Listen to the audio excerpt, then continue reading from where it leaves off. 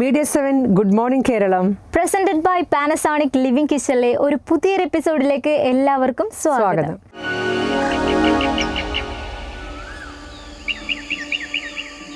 മേഘ പുസ്തകങ്ങളൊക്കെ വായിക്കുന്ന കൂട്ടത്തിലാണോ? എനിക്ക് പുസ്തകങ്ങളൊക്കെ വായിക്കാൻ ഇഷ്ടമാണ്. അതെ അല്ലേ. ഇപ്പം മലയാളമാണോ ഇംഗ്ലീഷ് ആണോ? ഞാനും കൂടുതലും വായിക്കാറ് മലയാളം സ്റ്റോറീസ് ആണ്. ഓക്കെ. ഞാനും പുസ്തകം ഇങ്ങനെ എപ്പോഴും വായിക്കുന്ന കൂട്ടത്തിലല്ല. ഞാനിപ്പോൾ ടീച്ചർ ആയതുകൊണ്ട് കൂടുതലും അതിനോട് റിലേറ്റഡ് ആയിട്ടുള്ള ബുക്സും സംഭവങ്ങളൊക്കെയാണ് കൂടുതലും വായിക്കുന്നത്. ചേച്ചി ഒരു ഇംഗ്ലീഷ് ടീച്ചറാണല്ലോ. ഇംഗ്ലീഷ് ആയിരിക്കും. അതെ, കാരണം കുട്ടികളായിട്ട് ഇന്ററാക്ട് ചെയ്യുന്നതും ബുക്സൊക്കെ ഇംഗ്ലീഷ് ആയതുകൊണ്ട് കൂടുതലും ഇംഗ്ലീഷ് റിലേറ്റഡ് ആയിട്ടുള്ള നമുക്ക് റെഫറൻസ് എപ്പോഴും ചെയ്യണമല്ലോ. അപ്പോൾ അതുകൊണ്ട് ഇംഗ്ലീഷ് ബുക്സാണ്. പക്ഷേ അതും ഒരു സീരിയസ് റീഡിംഗ് അല്ല. ഇടയ്ക്ക് ടീച്ചിങ് റിലേറ്റഡ് ഇപ്പോൾ നമുക്ക് റെഫറൻസസ് ഒക്കെ വരുമ്പോൾ ഞാൻ അത് ഉപയോഗിക്കും. ഇപ്പോൾ ഈ പുസ്തകത്തിൻ്റെ വായനയുടെ കാര്യമൊക്കെ പറഞ്ഞപ്പോൾ നമ്മുടെ ഈ ഓഗസ്റ്റ് ആദ്യത്തിന് നമ്മളിൽ നിന്നും ഒരു പ്രമുഖ വ്യക്തി നമ്മളിൽ നിന്നെല്ലാം വേർപിരിഞ്ഞു. അത് മാത്രമല്ല, അതൊരു മാഷ് കൂടിയായിരുന്നു. അതെ, നമ്മൾ സാനു മാഷ് എന്ന് വിളിക്കും. MK Sanu sir. അദ്ദേഹത്തിനെ കുറിച്ച് അറിയാം. സ്വന്തം. അതെ. എഴുത്തുകാരനാണ്, നിരൂപകനാണ്, സാമൂഹ്യ പ്രവർത്തകനാണ്, അങ്ങനെ പല മേഖലകളിലും. പിന്നെ മഹാരാജാസിൽ കുറേ നാളുണ്ടായിരുന്നു. അദ്ദേഹം സ്കൂളിലും കോളേജിലൊക്കെ ഒരുപാട് പഠിപ്പിച്ചിട്ടുണ്ട്. പിന്നെ ഒരുപാട് അദ്ദേഹത്തിൻ്റെ സ്വന്തം ജീവിതത്തിൽ നിന്ന് തന്നെ ഒരുപാട് കാര്യങ്ങൾ നമുക്ക് സമൂഹത്തിന് അദ്ദേഹം പകർന്നു നൽകിയിട്ടുണ്ട്. അപ്പോൾ കൂടാതെ ഈ ഭിന്നശേഷിയുള്ള കുട്ടികൾക്ക് സെപ്പറേറ്റ് ആയിട്ട് പഠനങ്ങൾ നടത്തി വരികയും ഇദ്ദേഹം ചെയ്തിരുന്നു. അതെ. പിന്നെ മിത്ര എന്ന് പറഞ്ഞ ഒരു സ്കൂളിൻ്റെ ഒക്കെ അതിന് സ്ഥാപകരിൽ ഒരു വ്യക്തിയായിരുന്നു. അതെ. അപ്പോൾ അദ്ദേഹത്തിന് നമുക്ക് ഒന്ന് കൂടുതൽ അറിഞ്ഞിട്ട് വരാം. മലയാളത്തിലെ മുതിർന്ന എഴുത്തുകാരനും വിദ്യാഭ്യാസ വിചക്ഷണനും മുൻ നിയമസഭാംഗവുമായ MK സാനു 1927 ഒക്ടോബർ 27 ആലപ്പുഴയിലെ തുമ്പോളിയിൽ MC കേശവൻ്റെയും KP ഭവാനിയുടെയും മകനായി ജനിച്ചു. തിരുവനന്തപുരം യൂണിവേഴ്സിറ്റി കോളേജിൽ നിന്നും 1ാം റാങ്കോടെ മലയാളത്തിൽ MA നേടിയ MK സാനു 4 വർഷത്തോളം സ്കൂൾ അധ്യാപകനായിരുന്നു. പിന്നീട് വിവിധ സർക്കാർ കോളേജുകളിൽ അധ്യാപകനായി. എഴുത്തുകാരൻ, നിരൂപകൻ, വിരമിച്ച പ്രൊഫസർ, ജീവചരിത്രകാരൻ, പത്രപ്രവർത്തകൻ, വാഗ്മികി, സാമൂഹിക പ്രവർത്തകൻ, മനുഷ്യാവകാശ പ്രവർത്തകൻ എന്നീ നിലകളിൽ പ്രശസ്തനെന്ന് MK സാനു. എറണാകുളത്തെ മഹാരാജാസ് കോളേജിലാണ് അദ്ദേഹം ഏറ്റവും കൂടുതൽ വർഷങ്ങൾ ചിലവഴിച്ചത്. അവിടെ അദ്ദേഹം തനിക്കായി ഒരു പേരുണ്ടാക്കുകയും ഒരു തലമുറയിലെ വിദ്യാർത്ഥികളുടെ സ്നേഹത്തിൽ മുഴുകുകയും ചെയ്തു. കേരളത്തിൻ്റെ സാംസ്കാരിക വൃത്തങ്ങളിൽ സാനു മാഷ് എന്നറിയപ്പെടുന്ന അദ്ദേഹം ആദരണീയനായ ഒരു അധ്യാപകനും ഉപദേഷ്ടാവും തലമുറകളായി വിദ്യാർത്ഥികൾക്ക് വഴികാട്ടിയുമായിരുന്നു. സാനുവിൻ്റെ സാഹിത്യയാത്ര ആരംഭിച്ചത് 5 ശാസ്ത്ര നായകന്മാർ എന്ന കൃതിയിലൂടെയാണ്.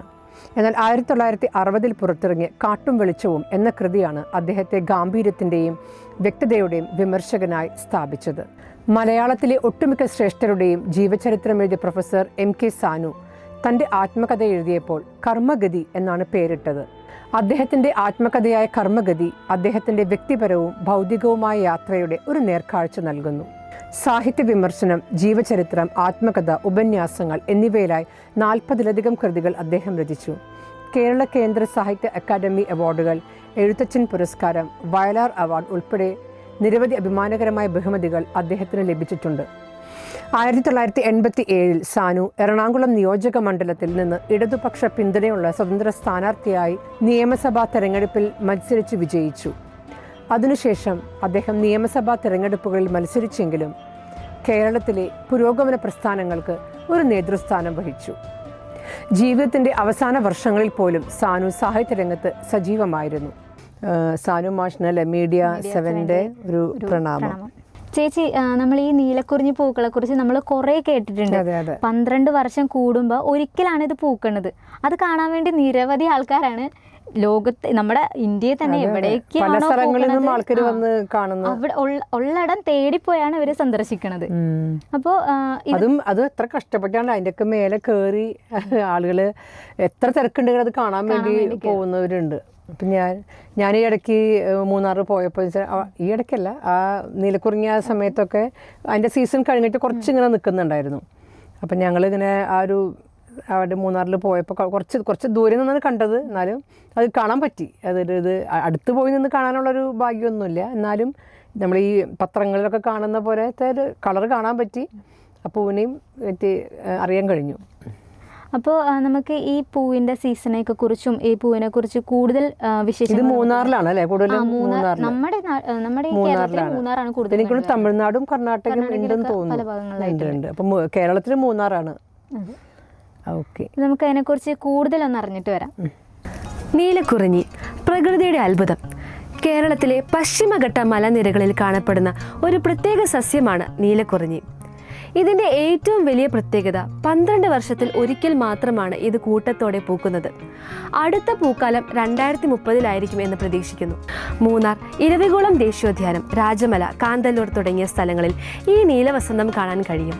നീല നിറത്തിലുള്ള ഈ പൂക്കൾ കുന്നിൻ ചെരുവുകളെ നീല നിറത്തിൽ പുതപ്പിക്കുന്നത് മനോഹരമായ ഒരു കാഴ്ചയാണ്. നീലഗിരി കുന്നുകൾക്ക് ആ പേര് ലഭിച്ചത് നീലക്കുറിഞ്ഞി പൂക്കുന്നത് കൊണ്ടാണ്. ഈ സസ്യം വംശനാശ ഭീഷണി നേരിടുന്നത് കൊണ്ട് ഇതിനെ നശിപ്പിക്കുന്നത് നിയമപരമായി കുറ്റകരമാണ്. നീലക്കുറിഞ്ഞികളെ സംരക്ഷിക്കാൻ പ്രത്യേക ശ്രദ്ധ നൽകുന്നുണ്ട്. ഈ പൂക്കളുടെ പരാഗണം നടത്തുന്നത് പ്രത്യേകതരം തേനീച്ചകളാണ്. ഈ പൂക്കളിൽ നിന്ന് ലഭിക്കുന്ന തേനിന് ഔഷധ ഗുണങ്ങൾ ഉള്ളതായും പറയപ്പെടുന്നു. നീലക്കുറിഞ്ഞി പൂക്കുന്ന സമയങ്ങളിൽ ഈ പ്രദേശങ്ങളിൽ ധാരാളം സഞ്ചാരികൾ എത്താറുണ്ട്. ഈ പൂക്കളിൽ നിന്ന് ലഭിക്കുന്ന തേനിന് ഔഷധ ഗുണങ്ങൾ ഉള്ളതായും പറയപ്പെടുന്നു. നീലക്കുറിഞ്ഞി പൂക്കുന്ന സമയങ്ങളിൽ ഈ പ്രദേശങ്ങളിൽ ധാരാളം സഞ്ചാരികൾ എത്താറുണ്ട്. കൂടാതെ നീലക്കുറിഞ്ഞിക്ക് ഏകദേശം 250ഓളം സ്പീഷീസുകൾ ലോകമെമ്പാടുമുണ്ട്. അതിൽ 46 ഇനങ്ങൾ പശ്ചിമഘട്ടത്തിൽ കാണപ്പെടുന്നു. ഇവയുടെ വേരുകൾ ചൊറിക്കും ചിരങ്ങിനും ഔഷധമായി ഉപയോഗിക്കുന്ന ചില ആദിവാസി വിഭാഗങ്ങളുണ്ട്. നീല, ഇളം വയലറ്റ്, ഇരുണ്ട തവിട്ട് നിറം, വെള്ള, ഇളം റോസ് തുടങ്ങി വിവിധ നിറങ്ങളിൽ ഈ പൂക്കൾ കാണാറുണ്ട്. ഈ അപൂർവ കാഴ്ച പ്രകൃതിയുടെ സൗന്ദര്യവും വൈവിധ്യവും വിളിച്ചോതുന്നു. അതുകൊണ്ട് തന്നെ ഈ നീലവസന്തം കാണാനും അതിൻ്റെ സൗന്ദര്യം ആസ്വദിക്കാനും ആളുകൾ ലോകത്തിൻ്റെ വിവിധ ഭാഗങ്ങളിൽ നിന്ന് കേരളത്തിലെത്തുന്നു. ഈ പ്രതിഭാസത്തെ സംരക്ഷിക്കേണ്ടത് നമ്മുടെ എല്ലാവരുടെയും ഉത്തരവാദിത്വമാണ്. ഇതിന് പ്രത്യേകിച്ച് സ്മെല്ലും അങ്ങനെ കാര്യങ്ങളൊന്നുമില്ല പൂവിന്. പക്ഷേ എന്നാൽ പോലും അതിങ്ങനെ നീണ്ടു നിവർന്ന് അതിൻ്റെ ഒരു ബ്യൂട്ടിയാണ് മെയിനായിട്ടും ഒരു അട്രാക്ഷൻ എന്ന് പറയുന്നത്. പക്ഷെ ഇങ്ങനെ സെപ്റ്റംബർ ടു ഒക്ടോബർ ആ സമയമാണ് അതിൻ്റെ ഒരു ടൈം പീരീഡ് വരുന്നത്, ബ്ലൂം ചെയ്യുന്ന സമയം. എന്തായാലും ഏകദേശം നമ്മുടെ ഒരു 2030 ആകുമ്പോഴേക്കും ഈ നീലക്കുറിഞ്ഞി പ്രതീക്ഷിച്ചാൽ മതി. പക്ഷെ പറയാൻ പറ്റത്തില്ല കേട്ടോ. അതെ, ചിലപ്പോൾ അതിനും നേരത്തെ ആവാം, ചിലപ്പോൾ വൈകിയും ആകാം. അതെ അതെ അതെ. പക്ഷെ പോകുന്നവർ ഒരു കാര്യം ശ്രദ്ധിക്കുക, അവിടെ പ്ലാസ്റ്റിക്കും കാര്യങ്ങളൊന്നും വലിച്ചെറിയാതെ ആ ഒരു സ്ഥലത്തെ ആ ഒരു ഭംഗിയോടെ തന്നെ നോക്കാൻ ശ്രമിക്കുക എല്ലാവരും അല്ലേ. അപ്പം നമുക്കിനി അടുത്ത ഒരു ഇതിലേക്ക് പോകുന്ന വെച്ചാൽ നമുക്ക് ഒരു കുട്ടീനെ പരിചയപ്പെടാം. കുട്ടിയല്ല, നേരെ കുറച്ച് ഒരു മുതിർന്ന സ്ത്രീയാണ്, ഒരു തിരുവനന്തപുരക്കാരിയാണ്, കോവളം അവിടെയാണ് വീട്. അപ്പോൾ പുള്ളിക്കാരി വേറെ ഒരു പഠിച്ചിരിക്കുന്നത് ഏവിയേഷനാണ്, കോസ്മെറ്റോളജിസ്റ്റാണ്. പക്ഷേ പുള്ളിയുടെ ഒരു പാഷൻ കാരണം പുള്ളിക്ക് സ്വിമ്മിങ് അറിയാം. ഇപ്പോൾ പുള്ളി മെർമെയ്ഡ് മോഡലിംഗ് എന്ന് പറഞ്ഞൊരു പുതിയൊരു സംഭവമാണ്, ഇന്ത്യയിലെ ഫസ്റ്റ് മെർമെയ്ഡ് മോഡലാണ്. കുട്ടിയുടെ പേരാണ് നഫീസ എന്നാണ് കുട്ടിയുടെ പേര്. ഇപ്പോൾ പുള്ളി ഞാൻ പറഞ്ഞില്ല ഏവിയേഷനും കോസ്മെറ്റോളജിസ്റ്റും പഠിക്കുന്നത്. അത് മാത്രമല്ല ഫിലിം ഫീൽഡിലൊക്കെ ആളിടയ്ക്ക് പോകുന്നുണ്ട്, ഇടയ്ക്ക് സമയം കിട്ടുന്നതനുസരിച്ച് പോകും. പിന്നെ ഭയങ്കര പാഷനാണ് ഈ സ്വിമ്മിങ്. ആൾ സ്വിം ചെയ്യും നന്നായിട്ട്. അപ്പോൾ ആ സ്വിമ്മിങ് അറിയുന്നത് കൊണ്ട് ഈ നമ്മുടെ ഇന്ത്യയിലൊന്നും അധികം പേരും ഈ മെർമെയ്ഡ് മോഡലിങ്ങിനൊന്നും പക്ഷേ കോസ്റ്റ്യൂമൊക്കെ ഇടണമല്ലോ. അപ്പോൾ ഈ കോസ്റ്റ്യൂം എന്നൊരു സ്പെഷ്യലാണ്. കോസ്റ്റ്യൂമിന് പല പല കോസ്റ്റ്യൂം. അതുപോലെ നഫീസ ശരിക്കും എക്വേറിയത്തിന് ഷോസൊക്കെ നടത്തുമല്ലോ, എക്സ്പോസ് നടത്തും. പിന്നെ ബീച്ച് ഷൂട്ട്, അതിനൊക്കെ ഈ മെർമെയ്ഡിൻ്റെ ഈ കോസ്റ്റ്യൂം ഇട്ടിട്ടാണ് ആൾ പോകുന്നത്. നന്നായിട്ട് സ്വിം ചെയ്യാൻ അറിയും വേണമല്ലോ, ഓഫ് കോഴ്സ് നന്നായിട്ട് സ്വിം ചെയ്യാൻ അറിയും. അപ്പോൾ നമുക്ക് ഈ നഫീസനെ ഒന്ന് കണ്ടിട്ട് വരാം. ആളുടെ ആ സ്വിമ്മിങ് പാറ്റേണും അതെ അതെ. ഇന്ന് നമുക്ക് നഫീസയെ പരിചയപ്പെടാം. നഫീസ തിരുവനന്തപുരത്തുള്ള കോവളം സ്വദേശിനിയാണ്. ഏവിയേഷനും കോസ്മെറ്റോളജിയും പഠിച്ചിട്ടുണ്ട്. പക്ഷേ നീന്തൽ ഇഷ്ടമായതുകൊണ്ട് നീന്തൽ പഠിക്കുവാൻ പോയിരുന്നു. ആദ്യം വെള്ളത്തെ ഭയമായിരുന്നുവെങ്കിലും പിന്നീട് അതെല്ലാം മാറി. ജീവിതത്തിൽ എന്തെങ്കിലും പ്രത്യേകമായി ചെയ്യണം എന്നുള്ള ആഗ്രഹം നഫീസയിൽ ഉണ്ടായിരുന്നു. അതിൽ നിന്നാണ് മെർമെയ്ഡ് മോഡൽ എന്ന ആശയം ഉടലെടുത്തത്. അതിനെപ്പറ്റി കൂടുതൽ പഠിക്കുകയും പരിശീലിക്കുകയും ചെയ്തു. ഇന്ന് ഇന്ത്യയുടെ വിവിധ സംസ്ഥാനങ്ങളിൽ പോയി അക്വേറിയം ഷോസ്, ബീച്ച് ഷൂട്ട്സ് എല്ലാം ചെയ്യുന്നു. കേരളത്തിൽ നിന്നുമുള്ള ആദ്യ മലയാളി മെർമെയ്ഡ് മോഡൽ കൂടിയാകുന്നു നഫീസ. ജീവിതത്തിൽ എന്തെങ്കിലും വേറിട്ട കാര്യങ്ങൾ ചെയ്യുവാൻ ആഗ്രഹിക്കുന്നവർക്ക് നഫീസ ഒരു ഉദാഹരണമാണ്. ജീവിതത്തിലെ പ്രശ്നങ്ങൾ നമ്മെ തളർത്തുകയല്ല ചെയ്യേണ്ടത്, മറിച്ച് നമ്മെ ശക്തിപ്പെടുത്തട്ടെ. ഓക്കെ, അപ്പോൾ എത്ര ഭംഗിയായിട്ടല്ലേ സ്വിം ചെയ്യണത്. ആ ഒരു അതെ അതെ ശരിക്കും അണ്ടർ വാട്ടറിലൊക്കെ വരുമ്പോൾ ശരിക്കും ഭയങ്കര ഒരു ഡിഫിക്കൽട്ടാണ് അങ്ങനെ സ്വിം ചെയ്യാനായിട്ട്. ആ കോസ്റ്റ്യൂമും കൂടെ ഇട്ടിട്ട് swim ചെയ്യാന്നുള്ളത് ഇച്ചിരി ഡിഫിക്കൽട്ട് ആയിട്ടുള്ള കാര്യമാണ്. ഓൺലി ബിക്കോസ് ഓഫ് ആ പാഷൻ കൊണ്ടാണ് പുള്ളി ആ ഒരു ഇതിലേക്ക് ഫീൽഡ് ചൂസ് ചെയ്യുമ്പോൾ നമ്മളത് ഇഷ്ടപ്പെട്ട് ആ വർക്ക് ചെയ്യാൻ. പിന്നെ അത് മാത്രമല്ല, ചിലപ്പോൾ നമ്മുടെ ജോലി ആവണം എന്നില്ല, നമുക്ക് പല ലൈക്സ് ഉണ്ടാവും അല്ലേ, നമുക്ക് പല പാഷൻ ഉണ്ടാവും, പല ഇഷ്ടങ്ങളുണ്ടാകും. അപ്പോൾ നമ്മൾ ജോലിയുടെ കൂടെ തന്നെ നമ്മുടെ ഇഷ്ടങ്ങളും കൂടെ കൊണ്ടുപോവുക എന്നുള്ളത് ഇറ്റ്സ് ഗ്രേറ്റ് തിങ് ആണ്. അപ്പോൾ അങ്ങനെ ഒരു ഓപ്പർച്യൂണിറ്റീസ് ഒക്കെ വരുമ്പോൾ നമ്മൾ തള്ളിക്കളയരുത് അല്ലേ. നമ്മുടെ ജോലി, എനിക്ക് എൻ്റെ ജോലി മാത്രമാണ് വലുതെന്ന് മാത്രമല്ല, ജോലിയുടെ കൂടെ നമ്മുടെ ഓൺ ഇൻട്രസ്റ്റുകളും ലൈക്സും ഒക്കെ ഉണ്ടെങ്കിൽ നമ്മളത് കൂടെ കൊണ്ടുപോകണമെങ്കിൽ ഏറ്റവും നമുക്ക് നമ്മുടെ ലൈഫ് എൻജോയ് ചെയ്ത് പോകാൻ പറ്റും. അപ്പോൾ അതിനൊരു ഗ്രേറ്റ് എക്സാമ്പിളാണ് നഫീസ. എല്ലാവർക്കും ഒരു മോട്ടിവേഷനാണ്. അപ്പോൾ എല്ലാവരും നമ്മുടേതായിട്ടുള്ള രീതിയിൽ ഒതുങ്ങിപ്പോകാതെ നിങ്ങളുടെ ഓൺ ലൈക്സ് ആൻഡ് പാഷൻ ഒക്കെ ഫോളോ ചെയ്യാൻ ശ്രമിക്കുക. അങ്ങനെ ലൈഫിൽ സക്സസ്ഫുൾ ആകുക. ചേച്ചി, ഇപ്പോൾ നമ്മുടെ സമൂഹത്തിൽ സോഷ്യൽ മീഡിയയിലും മാധ്യമങ്ങളിലൊക്കെ നിരവധി കേട്ടുവരുന്നൊരു പേരാണ് ഈ നിമിഷപ്രിയ എന്നുള്ളൊരു പേര്. അവരുടെ കേസ് ഇപ്പോഴും നടന്നുകൊണ്ടിരിക്കുകയാണ്. 2017 നടത്തിയ കുറ്റത്തിന് വിധി വരുന്നത് നമ്മുടെ ഈ ഒരു കാലഘട്ടത്തിലാണ്, ഈ ഒരു സമയത്താണ് വരുന്നത്. ഈ കഴിഞ്ഞ ജൂലൈയിലെ 16-ാം തീയതി ആൾക്ക് തന്നെ ശിക്ഷ കൊടുക്കണം എന്നും പറഞ്ഞിട്ട് ഭയങ്കര ഒരു ഇതിലൊക്കെ വധശിക്ഷക്ക് വിധിച്ചിട്ടുണ്ടായിരുന്നു. അത് നമ്മുടെ അബൂബക്കർ മുസ്ലിയാർ വന്ന് അതിനെപ്പറ്റി പറയുകയും അത് തള്ളിവെക്കുകയായിരുന്നു ചെയ്തിട്ടുണ്ടായിരുന്നത്. അപ്പോൾ നിമിഷപ്രിയയുടെ ഫാമിലിയിൽ നിന്നും എന്താണ് കോംപ്രമൈസിനൊക്കെ അവർ ശ്രമിച്ചിട്ടുണ്ടായിരുന്നു.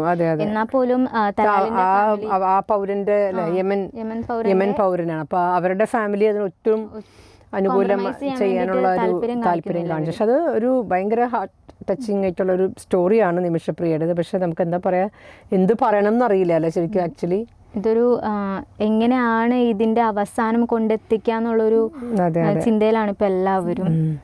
നിമിഷപ്രിയയുടെ അമ്മയുടെ സൈഡിൽ നിന്ന് നോക്കുമ്പോൾ നമുക്ക് ഭയങ്കര ഒരു വിഷമമാണ്.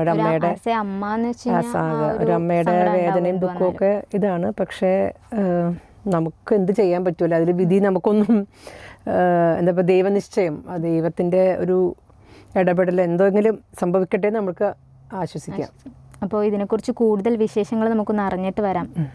നിമിഷപ്രിയയുടെ വധശിക്ഷ ഉടൻ നടപ്പാക്കണം, കത്തയച്ച് തലാലിന്റെ സഹോദരൻ. 2017 യമൻ പൗരൻ കൊല്ലപ്പെട്ട കേസിൽ ജയിലിൽ കഴിയുന്ന മലയാളി നഴ്സ് നിമിഷപ്രിയയുടെ വധശിക്ഷ കഴിഞ്ഞ മാസം 16 നടപ്പാക്കുമെന്നും പറഞ്ഞിരുന്നു. ഈ വാർത്തയാണ് മാധ്യമങ്ങളിൽ നിറഞ്ഞു നിൽക്കുന്നത്. പബ്ലിക് പ്രോസിക്യൂട്ടറാണ് ഇത്തരത്തിലൊരു കത്തയച്ചതെന്നാണ് വിവരം. ജൂലൈ 16 വധശിക്ഷ നടപ്പാക്കുമെന്നും പറഞ്ഞിരുന്നു. നിമിഷപ്രിയയുടെ ബിസിനസ് പങ്കാളിയായിരുന്നു യമൻ പൗരൻ. 2017 കൊല്ലപ്പെടുന്നത്. കൊലപാതകത്തിൽ നിമിഷപ്രിയയ്ക്ക് പങ്കുണ്ടെന്ന് കണ്ടെത്തിയതിനെ തുടർന്ന് അറസ്റ്റ് ചെയ്യുകയും 2018 വധശിക്ഷയ്ക്ക് വിധിക്കുകയും ചെയ്തു. കീഴ്ക്കോടതി വിധി യമനിലെ സുപ്രീം കോടതിയും ശരിവെച്ചിരുന്നു. നിമിഷപ്രിയയുടെ അമ്മ പ്രേമകുമാരി യമനിലെത്തി മകളെ മോചിപ്പിക്കാൻ ശ്രമം നടത്തിയിരുന്നു. യുവാവുമായി ചേർന്ന് ക്ലിനിക് തുടങ്ങിയതിനു ശേഷം താൻ ഭാര്യയാണെന്ന് പലവരെയും വിശ്വസിപ്പിച്ചു. വ്യാജ വിവാഹ സർട്ടിഫിക്കറ്റുകൾ ഉണ്ടാക്കി. പിന്നീട് ഭീഷണിപ്പെടുത്തി വിവാഹം നടത്തി. ഇരുവരും ചേർന്ന് ആരംഭിച്ച ക്ലിനിക്കിലെ വരുമാനം മുഴുവൻ യുവാവ് സ്വന്തമാക്കി. പാസ്പോർട്ട് തട്ടിയെടുത്തു, സ്വർണമെടുത്ത് വിറ്റു. അധികൃതർക്ക് പരാതി നൽകിയ നിമിഷപ്രിയയെ മർദ്ദിക്കാനിടയായി. പിന്നീട് വരുന്ന വാർത്ത കാന്തപുരം MP അബൂബക്കർ മുസ്ലിയാരുടെ ഇടപെടൽ മൂലം വധശിക്ഷ തള്ളുകയാണ്. നിമിഷപ്രിയയുടെ ഭാഗത്തു നിന്നും ഒത്തുതീർപ്പിന് ശ്രമിച്ചെങ്കിലും തലാലിന്റെ കുടുംബം അതിനൊന്നും വഴിയൊരുക്കിയില്ല. ജൂലൈ 16 ശിക്ഷാവിധി മാറ്റിവെച്ചതിന് ശേഷം അയക്കുന്ന രണ്ടാമത്തെ കത്താണിത്. ഇപ്പോഴും തലാലിന്റെ സഹോദരൻ പറയുന്നത് ഒത്തുതീർപ്പിന് തയ്യാറല്ലെന്നാണ്. ഒരാളുടെ ജീവനെടുക്കാൻ ആർക്കും അധികാരമില്ല, അതിനാണ് ഇവിടെ നീതിപീഠമുള്ളത്. ഓക്കെ, അപ്പോൾ നമ്മൾ നിമിഷപ്രിയനെ പറ്റിയിട്ടല്ല കൂടുതൽ വിവരങ്ങൾ നമുക്ക് അറിയാൻ സാധിച്ചു. അപ്പോൾ എല്ലാവരും ശ്രദ്ധിക്കുക, നമുക്ക് അത്രേ പറയാനുള്ളൊരു മെസ്സേജായിട്ട്. നമ്മുടെ ലൈഫിൽ പല പ്രോബ്ലംസും കൂടെ നമ്മൾ കടന്നു പോകും. ചിലപ്പോൾ നമുക്ക് തീരെ എന്താ പറയുക സഫർ ചെയ്യാൻ പറ്റാത്ത സിറ്റുവേഷനുകളായിരിക്കാം. ടൈം എടുത്താൽ പോലും നമുക്ക് നീതി കോടതിയിൽ നിന്നും ലഭിക്കും എന്നോർത്തെങ്കിലും നമ്മൾ ഇതേപോലെയുള്ള കുറ്റകരങ്ങൾ ചെയ്യാതിരിക്കാം.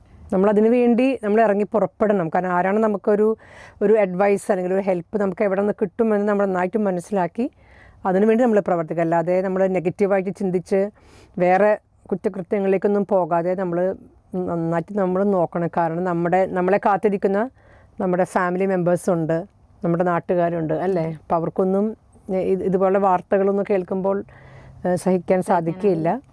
ഇപ്പോൾ ബി വെരി കെയർഫുൾ. നമ്മൾ let's hope for the best, നമ്മൾ അങ്ങനെ പറയാം. ഇപ്പോൾ നിമിഷപ്രിയയുടെ ഒരു കാര്യത്തിൽ എന്തായിരിക്കും വിധി എന്നുള്ളത് നമുക്ക് ആർക്കൊന്നും പ്രൊഡിക്റ്റ് ചെയ്യാൻ പറ്റത്തില്ല. അപ്പോൾ അത് അനുകൂലമായിരിക്കട്ടെ. അതെ അതെ അതെ. പിന്നെ എന്താണ് നിമിഷപ്രിയയുടെ നിമിഷപ്രിയക്ക് ഒരുപാട് കാര്യങ്ങൾ പറയാനുണ്ടെന്നാണ് നിമിഷപ്രിയ പറയുന്നത്.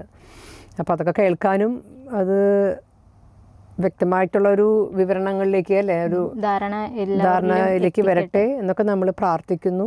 ആ കുടുംബത്തിന് വേണ്ടി നമ്മൾ പ്രാർത്ഥിക്കുന്നു. അപ്പോൾ നമ്മുടെ ഇന്നത്തെ അല്ലേ media 7 good morning Keralam presented by Panasonic living kitchen ഇന്നിവിടെ അവസാനിക്കുകയാണ്. പുതിയ പുതിയ വിശേഷങ്ങളും വിവരങ്ങളുമായി ഞങ്ങൾ വീണ്ടും വരുന്നതാണ്.